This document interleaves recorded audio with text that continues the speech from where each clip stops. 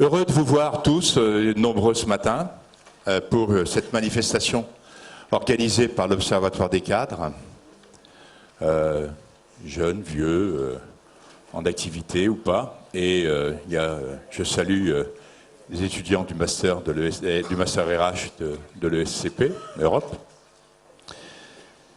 Je suis Bernard Mazingue, je suis le président de l'Observatoire des cadres et donc à ce titre-là, je suis responsable de l'animation de cette matinée.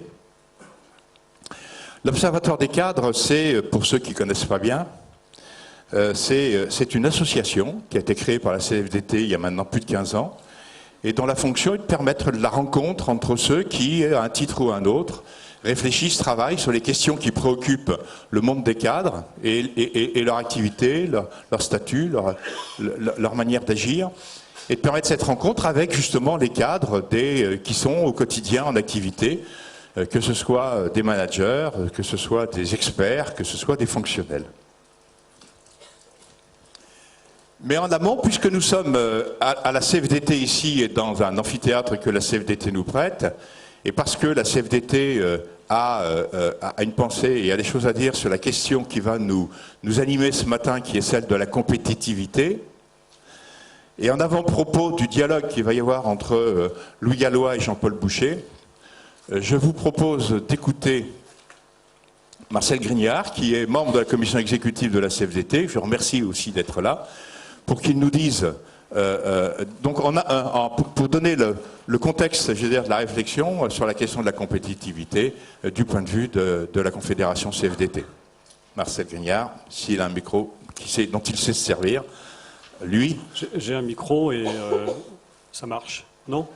Si, ça marche, voilà. Très heureux de vous accueillir tous, très heureux d'accueillir Monsieur Gallois, et la CFDT a salué son rapport.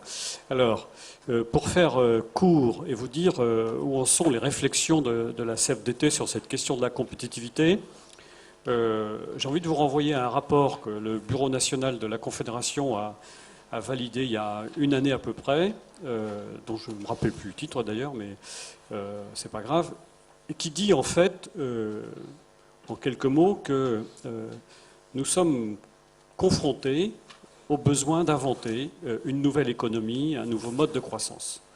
Pour faire face à quelques défis majeurs que tout le monde connaît et dont on parle beaucoup, le défi climatique et environnemental, évident, le défi d'un nouveau monde où les équilibres géopolitiques sont complètement transformés avec la montée des émergents qui fait que nos vieilles économies deviennent minoritaires, et tout ça dans une Europe qui doit absolument se consolider, se construire.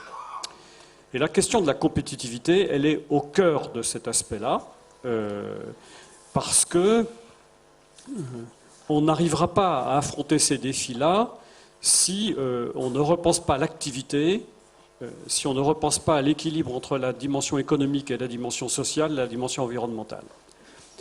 Et la question de la compétitivité, elle est au cœur de la vie des gens dans les entreprises. Des entreprises non performantes meurent et c'est l'emploi qui disparaît. Une France non compétitive, c'est une France qui participe au déséquilibre interne à la zone euro et handicape la construction du marché unique. Et c'est des emplois qu'on ne crée pas demain. C'est tout ça, la compétitivité. Et la CFDT l'aborde sans tabou, en disant que tous les aspects de la compétitivité doivent être regardés. Je ne rentre pas dans le détail parce que je pense que le dialogue entre Louis Gallois et Jean-Paul va très largement aborder tout ça. Donc je laisse les spécialistes faire sur la question de la compétitivité. Mais si la question du coût du travail n'est pas la question prioritaire en termes de compétitivité, elle n'est pourtant pas absente de nos réflexions, je le dis tout net.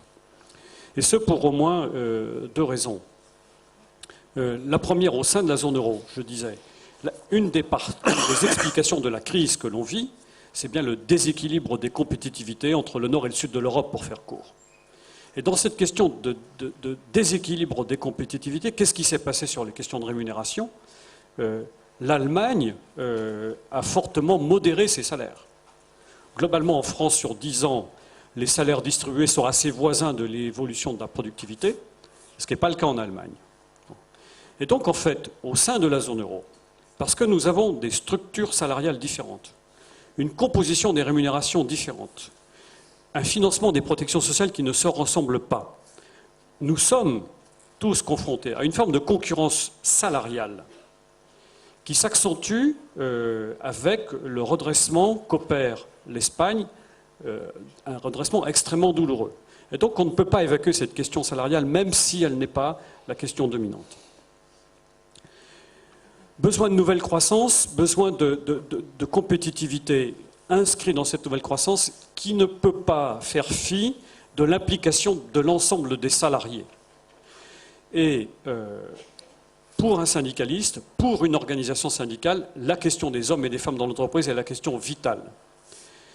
Et dans les dégâts de la financiarisation de l'économie, ce que la CFDT met en avant, c'est le besoin impérieux d'un rééquilibrage de l'ensemble des parties prenantes de l'entreprise.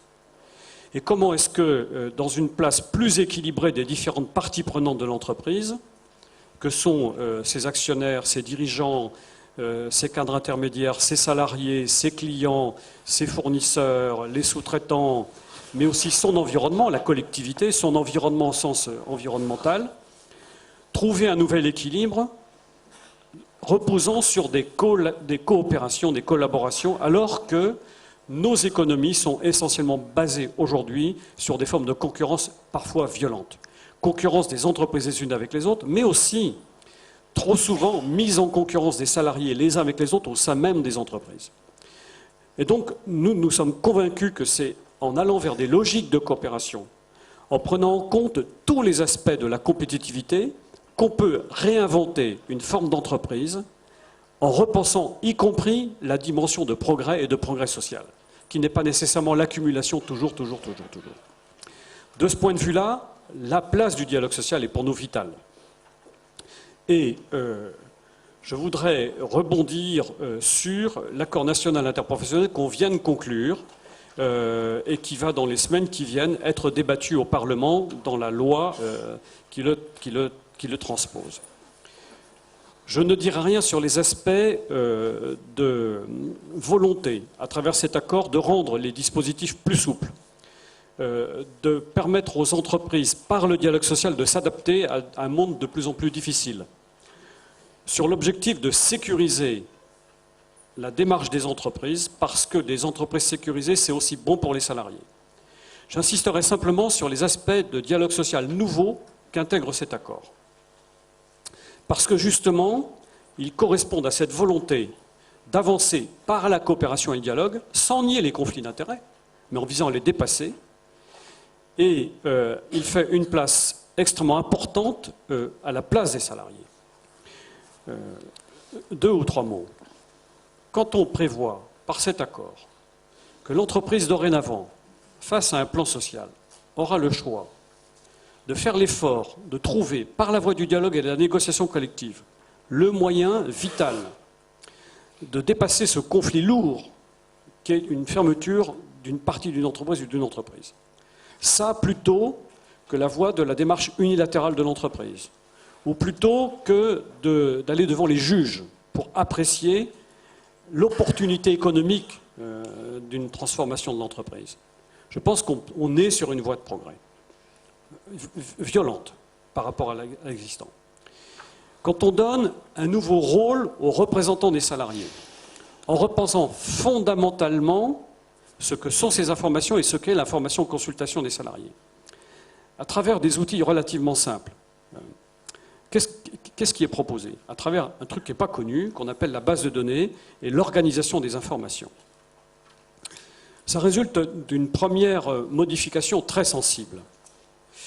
Les partenaires sociaux ont bossé pendant 3 ans sur cette question-là, en amont de la négociation qui vient de conclure. Et nous avons décidé de répartir les informations utiles à la compréhension de ce qui se passe dans une entreprise dans 6 ou 7 chapitres sur la valeur ajoutée. En sortant du débat classique et très restreint du partage de la valeur ajoutée, pour aller sur la manière dont elle se construit et dont elle se partage. Et en intégrant dans cette construction de la valeur ajoutée ce qu'est l'investissement social. la place de l'évolution de la compétence des salariés, l'organisation du dialogue, l'organisation du travail, la relation entre l'entreprise et son environnement et notamment ses sous-traitants. Mais en intégrant aussi la question de la rémunération dans une dynamique vivante de ce qu'est l'entreprise, en disant il faudrait que dans l'entreprise, il y ait un dialogue au niveau du comité d'entreprise sur les critères de rémunération des dirigeants et notamment sur les parts variables, pour être certain qu'il y a une communauté d'intérêts entre la manière dont on rémunère le dirigeant et la manière dont on attend l'implication de l'ensemble des salariés dans la vie de l'entreprise. Bon. Et tout ça à travers une base de données qui donne une nouvelle dynamique de la construction des informations. Donc on vient de franchir avec cet accord un pas vital qui nous fait dire il y a une erreur quand on veut apprécier cet accord en regardant s'il est du donnant-donnant. Les syndicats ont obtenu quoi en termes de sécurisation des salariés? Les entreprises ont obtenu quoi en termes de souplesse? On ne peut pas le lire comme ça, cet accord. Parce que cet accord vise justement à s'inscrire dans une dynamique où entreprises et salariés avancent ensemble vers une nouvelle économie, vers une nouvelle croissance. Et par exemple, quand on permet à une entreprise de s'adapter mieux à des conditions difficiles de la concurrence, c'est utile pour la pérennité de l'entreprise, donc c'est utile pour les salariés. J'arrête là pour dire que le dernier élément qu'on a là-dedans, c'est la mise en place d'administrateurs salariés dans les conseils d'administration. C'est un objectif que le syndicalisme dans son ensemble poursuivait depuis longtemps, que Louis Gallois avait repris. Pas dans son ensemble. Pas dans son ensemble, mais la plupart. Je connais une organisation qui est moyennement contente. Il y en a une mais il y en a une qui est à peu près jamais contente, y compris quand on prévoit la taxation des contrats à durée très courte qu'elle réclamait depuis des années. Donc, il ne faut pas confondre le positionnement politique, la stratégie et la tactique. Donc, les grandes organisations syndicales, notamment la CGT et la CFDT, revendiquaient ça depuis longtemps. Donc c'est un acquis extrêmement important et le projet de loi consolide ça. Alors, la CFDT le défend depuis longtemps en disant attention, c'est un acquis vital. Mais n'oublions pas que si on est des artisans du dialogue social, on veut que ce dialogue social soit une rénovation de la démocratie. Et depuis longtemps, la CFDT pense que la rénovation de la démocratie passant par la rénovation du dialogue social, c'est des logiques montantes, qui ne s'opposent pas aux logiques descendantes, mais des logiques montantes. Et que la difficulté du syndicalisme, c'est que trop souvent, il est très descendant. Et que la difficulté du management dans les entreprises, c'est que trop souvent, tout est descendant. Et que si on veut une vraie dynamique sociale dans l'entreprise, les syndicats, les représentants des salariés ont intérêt à construire des logiques montantes, qui partant du contact et de la relation avec les salariés, permet de faire remonter dans le débat avec le management la vision que les salariés ont de leur travail, de leur place dans l'entreprise et de sa stratégie. Et donc il faut que la nouvelle garantie qu'on a avec des administrateurs salariés se conjugue avec une redynamisation de la relation directe avec les salariés.